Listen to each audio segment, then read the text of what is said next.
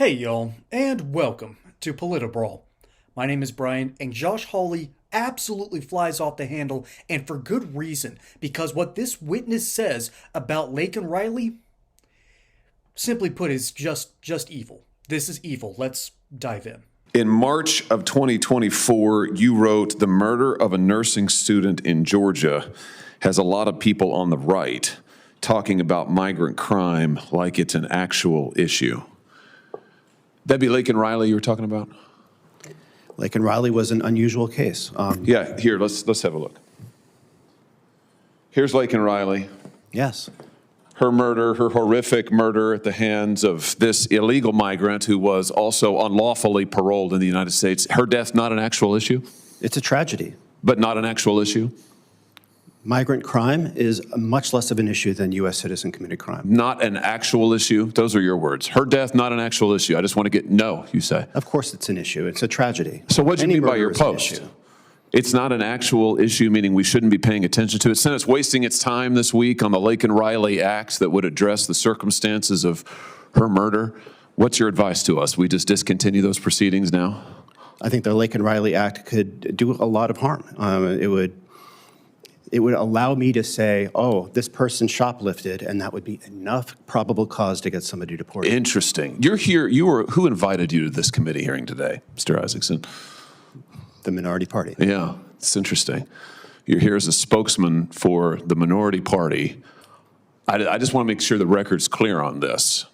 The spokesman for the minority party is advising the Senate that the Laken Riley Act is a bad idea and we ought to stop it. The spokesman for the minority party is saying that Laken Riley's death and migrant crime is not an actual issue. I can't frankly believe that I am hearing these words. You said it's not an actual issue. I read you the quote. Laken Riley's death was not an actual issue. You said that the murder of a nursing student in Georgia has a lot of people on the right talking about migrant crime. You put it in quotation marks, square quotes, like it's an actual issue. She's dead because of migrant crime, right? Let's try something else. Here, do you know who this is? Do you know who this young man is? I do not. Travis Wolf, 12 years old, from my state, murdered by an illegal migrant who was also, like Jose Ibarra, illegally paroled by the last administration. Is your expectation that zero migrants? Let me tell you what my expectation is that those who commit crimes in this country will be appropriately dealt with. Absolutely. And that we should not be allowing migrants who commit crimes into this country. And that, yes, migrant crime that kills people like Travis Wolf, whose death was shocking, whose death is inexplicable, indefensible. I actually do think, yes, I think it's an actual, wait a minute, it's my time, Mr. Isaacson. I actually think, and I want the record to be clear on this, that migrant crime is a real issue. I think the Laken Riley Act is absolutely necessary. In fact, I propose an amendment to the Laken Riley Act that will cover people like Travis Wolf. I think that ICE ought to be required to detain those illegal migrants who commit violent crimes against children, like Travis Wolf. And yes, I happen to think, as a former prosecutor, I happen to think that their violent murders are actual issues. And the fact that you would say otherwise, sit here and advise the Senate that the Laken Riley Act is a bad idea, that the whole thing is not an actual issue, it's all just made up, I think is outrageous. I think it's absolutely outrageous. And the fact that you were invited here to give this testimony is stunning to me, I have to say. Absolutely stunning to me. This is the worst and most pernicious kind of evil. This is the kind of evil that you don't know what you're doing, okay? And I consider that the worst kind because you might think you're doing the right thing. You might think that you're actually out there protecting people in a roundabout way, when the reality is the people who aren't supporting the Laken Riley Act are basically fundamentally supporting evil. Okay? Laken Riley was a nursing student at the University of Georgia. And since we have a major shortage of doctors and nurses here in the States, it's a big reason for the H-1B. It's a reason why we actually import a lot of our doctors. We don't have a good pipeline here in the States anymore. And instead, so the University of Georgia saw that they had a problem, they had a blind spot, and thought to themselves, we've got a rising population, let's open up a medical wing to our school. And I'm not a big UGA fan, but that's a great move. We're blessed with Emory Hospital and Emory University here, and KSU's got a good nursing program, but it's good that UGA is stepping up into these shoes. And so this girl went to the University of Georgia to study to become a nurse. But there's a problem with the University of Georgia, and it's not just because bulldogs are really, really ugly. No. There's a problem at the University of Georgia, and it's the fact that that area is essentially a third world country. Okay, there's no sugarcoating this. It's a third world country because the Democrats in charge basically have only two people that they can get taxes from.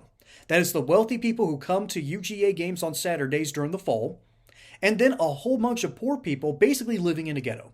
Okay, I am not saying that to be rude or mean, that's just the truth. Athens, Clarke County is a third world country with a first world resort in the middle, and you do not step outside that resort. But one of the biggest shocks to the system has been the fact that a migrant from Venezuela who was arrested in New York City, who used a humanitarian aid to get around and fly into the States, and then from New York City to Atlanta, where he hooked up with some of his friends and family, all from Venezuela, all of them with criminal records, mind you. And so he crashed with some friends and family, and because Lakin did not want his advances upon her, he took her life. And this man, a witness brought forth to the Senate by the Democrat Party, which, by the way, this dude didn't even name the Democrats. He said the minority party, and rightly so.